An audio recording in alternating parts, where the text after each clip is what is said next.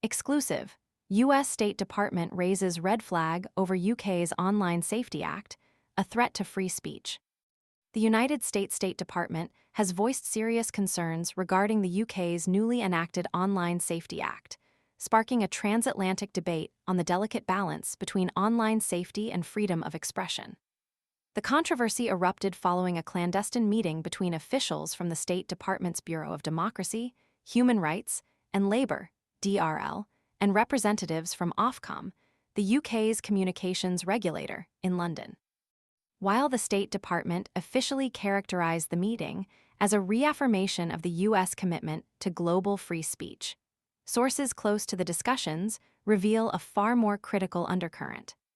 The DRL officials reportedly expressed deep apprehension that the Act's sweeping provisions could inadvertently stifle free speech, creating a chilling effect on legitimate online discourse.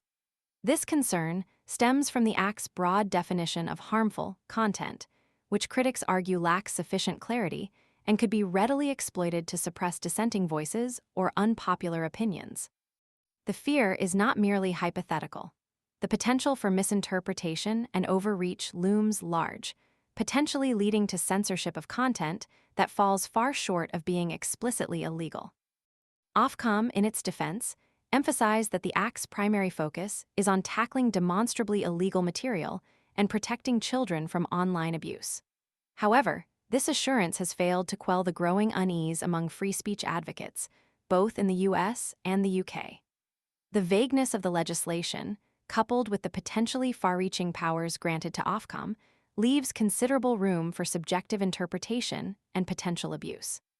This ambiguity raises the specter of censorship by proxy, where platforms err on the side of caution, removing content that might be legally protected but falls within the Act's nebulous definition of harm.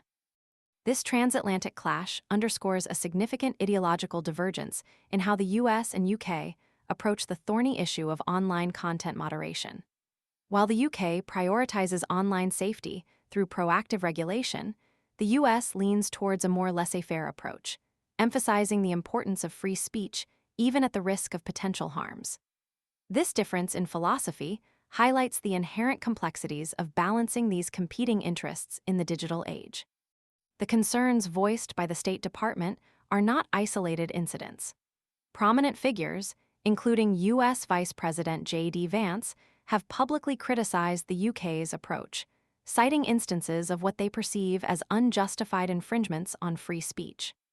Further fueling the controversy, Elon Musk, a vocal advocate for free speech and a close ally of former President Trump, has repeatedly condemned certain UK court decisions related to online content, suggesting that they constitute a breach of fundamental rights.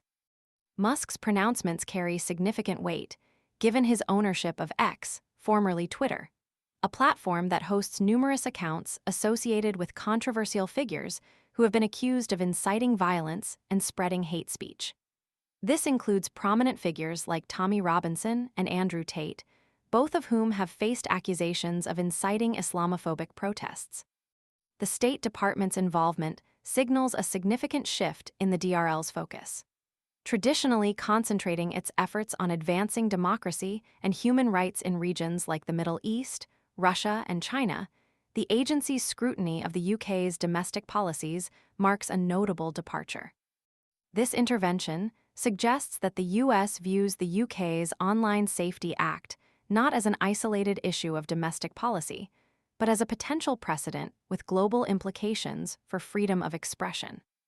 The debate surrounding the UK's Online Safety Act highlights the unprecedented challenges faced by governments worldwide in navigating the complex terrain of online content regulation.